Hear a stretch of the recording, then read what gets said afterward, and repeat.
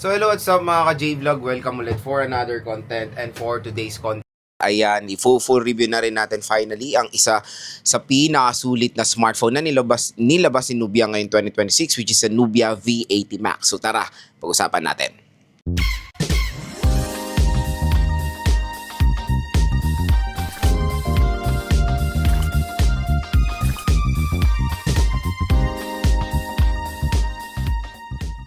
So yan na mga ka-J-Vlog, finally i-review na rin natin ang Nubia V80 Max. In sale po ngayong 3/3, ito na yung perfect time bilhin itong smartphone na to. Syempre, saan pa ba tayo bibili sa mura?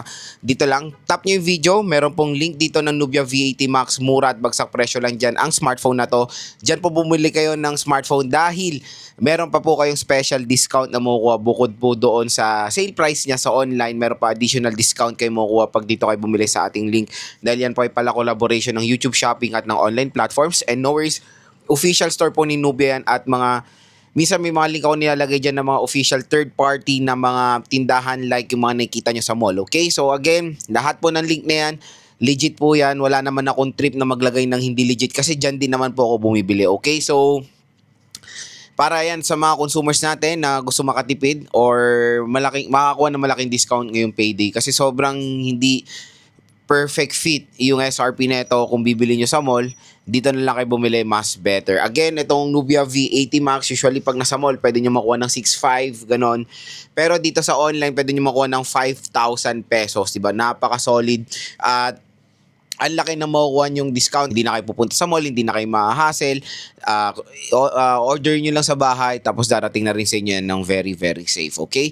So, yun nga, dito sa ating review, tatalakayin natin kung sulit nga ba itong smartphone na to. Since ang dami pong lumalabas sa mga smartphones ngayon 2026, ang dami na naguguluhan, ano ba magandang smartphone para sa kanila. So, ito na yung perfect time para mag-decide mga ka-J-Vlog at ito na yung magaganda ring i-recommend ko sa inyo, ang Nubia V80 Max. So dito sa ating full review, tatalakayin natin itong smartphone na to kung sulit ba siya or hindi. So next mga ka-J-Vlog, gusto ko i-share sa inyo yung mga magagandang features na pwede natin makonsider dito sa Nubia V80 Max at kung bakit napakasulit na to bilhin ngayon 2026. Unahan na natin yung kanyang RAM at ROM. So sa RAM at ROM, sa presyong 5,000 pesos sa sale, 8GB of RAM and 128GB of internal storage, yan yung isang magiging advantage na itong Nubia V80 Max sa mga competitors niya. Bakit? Kasi usually yung mga ganitong presyo ng smartphone na 5,000 to 6,000 pesos, nakakakuha tayo ng 6GB of RAM and 4GB of RAM. So at least dito, yan yung isang magiging advantage na itong Nubia V80 Max sa mga competitors niya. Meron siyang plenty of RAM for its price. And the 120GB of internal storage is yan pa rin naman yung kinukonsider nating minimum storage sa ganitong presyon mga idol. So, all goods naman din yung 128 kaya huwag kayo mag-alala. Kumbaga sa Nubia V70 Max kasi last year yung kanyang predecessor, yan din yung naging isang buying factor ng mga consumers natin. Yung meron siyang magandang RAM. So, dito naman sa Nubia V80 Max, ganun din naman ang ginawa nila. At malaking rin kasi talaga, to be honest, malaking bagay ang RAM. Especially sa mga consumers na gagamit ito for their gaming, for their game, cut-action para sa gaming, di ba? Or sa mga multitasking, syempre, napakalaking tulong ng maraming RAM, of course. Next, yung kanyang display. Usapang display tayo, si Nubia V80 Max ay merong 6.9 inches HD plus 720p resolution with 120Hz screen refresh rate. And syempre, sad to say, it is a notch display. When it comes sa nits of brightness niya, meron siya 700 nits of brightness, 780 nits of brightness. So sa screen size, all goods. Same na same din naman sa kanyang predecessor, malaki yung screen size na ma-offer niya. Pero sad to say, it is a notch display compared to sa Nubia V80 design na punch hole po yan. Ito, binalik nila sa notch display. I don't know why. Hindi ko alam kung bakit pa rin yung mga ibang brands nagna-notch kung wala namang any cost. Siguro wala namang cost kung kumpletuhin mo lang yung bilog, di ba? I don't know bakit ganun pa rin sila. Ang hilig nila sa teardrop. Sana alisin na nila yan kasi sobrang outdated na nung display na yan. Nagsimula ang teardrop, I think 2019 or yes, 2019 kasagsagan ng teardrop yan or ng notch display kasi nauso yan nung sa iPhone. And then nagaya ng sabihin na natin 2018-ish, meron na mga teardrop or notch display. Pero nagsimula yan, nagpauso niyan is iPhone. Di ba? Sobrang tagal na. It's been 8 years na. Diba? So, sana kalimutan na nila yung notch and mag-transition na sila sa punch hole na mas better. Syempre, mas gusto ng mga consumers natin yung merong better viewing experience. Pero overall, specs ng kanyang display mga J-Vlog, maganda naman for its price, no worries. Kasi, Units of brightness niya nasa average level 120 Hz at malaki yung screen size niya. And sa resolution, very fair naman yung HD Plus 720p. Ang maganda dito sa Nubia V80 Max na hindi pa rin nakukuha ng mga ibang brands na bagong labas ngayon is naka Android 16 na po out of the box itong smartphone na to. Yung mga ibang brands is sa Android 15 pa rin, di ba? Hindi pa rin makamove on sa Android 15. So sana may update yung mga yun. Pero dito, I don't know, wala rin naman history si Nubia when it comes sa update ng mga smartphones nila, especially sa mga mura. So, kung Android 16 man lang ito makapirme, okay naman yan. Matagal yan. Longevity-wise, matagal nyo magagamit itong smartphone na to. And magandang balita, nasa latest na siya, di ba? Kaya hindi na kayo mag-iintay pa kung ma-update ba to sa Android 16 or not. Next, yung processor. Yung processor neto sobrang subok ko na Unisoc T7250. So, kung bibili nyo to ng SRP niya na 6.5 or even 9, ang SRP neto is 10,000 pesos and launch price 6.5, hindi perfect fit to be honest ang Unisoc T7250 pag ganyang presyoan. Pero kung makuha nyo ng 5K, all goods naman yan mga ka-J-Vlog, as long as yung ibang specs naman ng ino-offer netong Nubia V80 Max is well balanced doon sa kanyang presyo, di ba? So, based on my observation naman, doon sa ibang specs na ma-offer ng Nubia V80 Max, very fair naman for its price. Kaya no worries naman about yan. Sa camera, sinasabi nga nila dito, it is a triple rear camera system. Pero to be honest, isa lang po talaga ang gumagana ng legit na lente dyan, which is a 50 megapixel main camera. And later on, sa ating video, magpapakita ko ng mga photo samples and even video samples naman ng Nubia V80 Max. Pakita natin, based on my observation naman sa aking camera test, malinaw naman kahit paano mapoprovide na itong smartphone na to. Kumbaga for its price, acceptable na siya. At yun nga lang, wag kayo malilin lang sa tatlong camera neto kasi yung secondary camera neto is depth sensor and yung pangatlong camera is AI lens. So very useless yung mga yan. So focus tayo sa main camera neto which is 50 megapixel lang.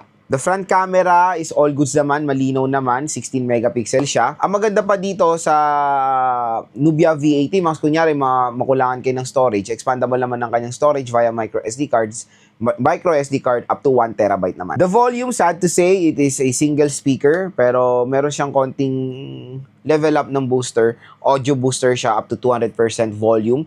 So mamaya rin sa ating part ng ating video mag-speaker test side dito, bibigay ko yung opinion ko about sa overall speaker na itong smartphone na to. Next, syempre panalo dito, battery. Malaki battery capacity nito, 6,000 mAh na removable battery and meron siyang 22.5 watt fast charging rate. So again, yung based on my observation while playing game dito, makunat. Matagal din naman magbawas yung kanyang percentage, depende kung ano ginagawa nyo of course. Kung naglalaro kayo, siguro kung straight kayo maglalaro. Siyempre, tatagal din naman siya ng isang araw. Pero kung alam mo yung casual things lang naman, baka kinabukasan pa aabot yung battery nitong smartphone na to. And sa charging rate niya, 22.5 watts, I think that is very acceptable naman, lalo na sa kanyang presyo. So, kung tetera mo sa 6K, siguro mga 2 hours, 1 hour 30 minutes to 2 hours mo full charge na itong smartphone na to. And when it comes sa, nung nag-download ako dito ng Genshin and WoW, standby time is great naman. Matagal din naman siyang, kumbaga, nag-download ako dito, magdamag, and meron pa rin siyang battery percentage. At, alam mo yun, konti lang nabawas niya, kumbaga, sa battery percentage niya nung naka-standby time siya. So, sobrang solid din naman nung 6,000 mAh battery capacity nitong Nubia V80 Max. Kaya, perfect tong i-recommend sa mga consumers natin na top priority when buying a smartphone is of course ng smartphone na to. So, yun nga, kasi to be honest, ngayon, medyo in demand na talaga ang meron malalaking battery capacity. Sa ganitong presyoan, marami na nakikita tayong 7K, di ba? Pero 6,000 mAh, I think yan na rin yung nakukuha ng mga ibang, siguro for presyo na 5K, mga idol. 5K above, acceptable na 6K talaga. Minimum ng mga 5K, siguro mga 5,000 pesos below. Kasi ang dami na natin ginagawa sa smartphone natin. Ito na ginagamit natin for our work, to do business, to make contents, di ba? Yan yung parang primary tool natin sa pang-araw-araw natin. And we need some extra juice ng battery at mapoprovide naman yan ng Nubia V80 Max. So when it comes sa design, sa design, medyo, alam mo yun, nakakaloko sila. Kasi doon sa Nubia V80 design, mukha siyang 17 Pro Max. Or sabihin na natin inspire by the iPhone 17 Pro Max. Tapos naman dito sa Nubia V80 design, inspire naman siya ng Samsung series or S series. So yes, it is minimalist yung design niya, pero napakaganda naman din tignan. or depende rin sa color na kukunin nyo. I suggest go for this color. Yung parang ito yata yung gold nila dito sa variant na to. Maganda yung overall design, very premium.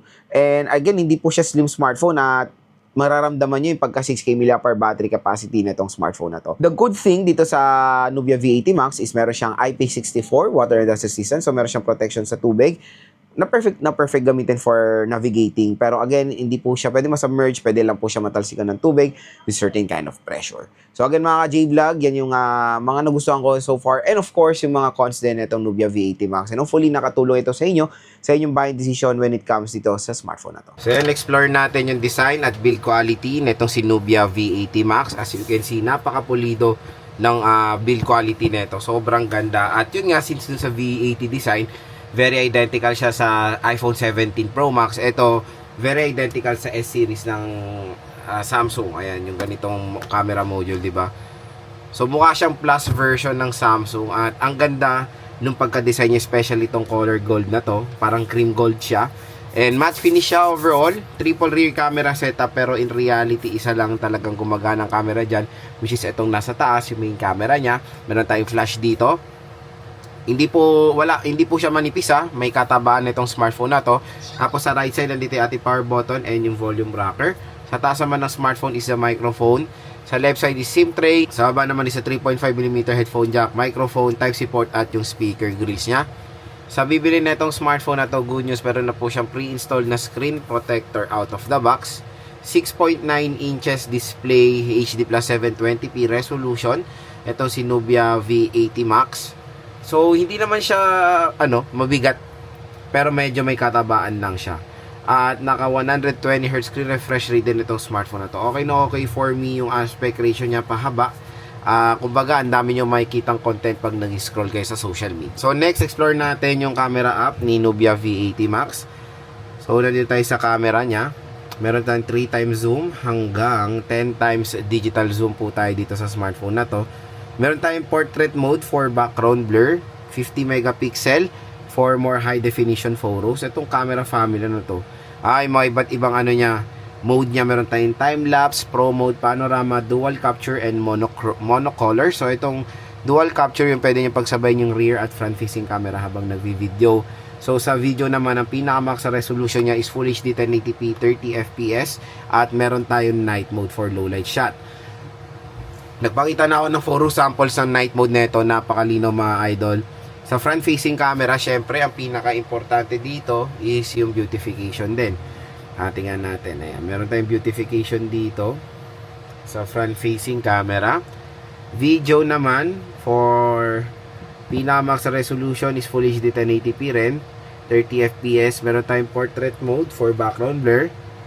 At sad to say, wala siyang night mode for the front-facing camera. Sila mga ka-J-Vlog, ang camera app ni Nubia V80 Max, very simple lang. So, next speaker test tayo dito sa Nubia V80 Max. So, ang speaker niya is isa lang, itong nasa baba. Ayan. So, sasabi ko sa inyo view products, oh. Click nyo yan para makita nyo. Ayan, oh.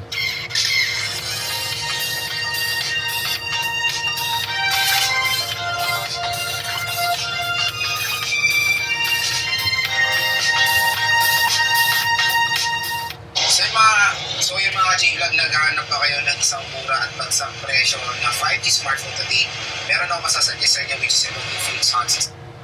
So pagdating sa speaker niya, may kalakasan naman siya. The loudness is there pero yung bass quality hindi siya maganda masyado kasi isang speaker lang siya. Kung i-rate ko speaker na ito, 1 ang lowest, 10 ang highest, ang score ko dito for its price of 5,000 pesos, nasa 7. So biometrics test tayo dito sa Nubia V80 Max. Unahin muna natin yung fingerprint scanner niya. So start tayo.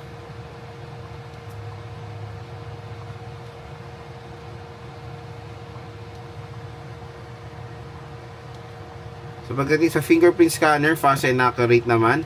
Next is face unlock.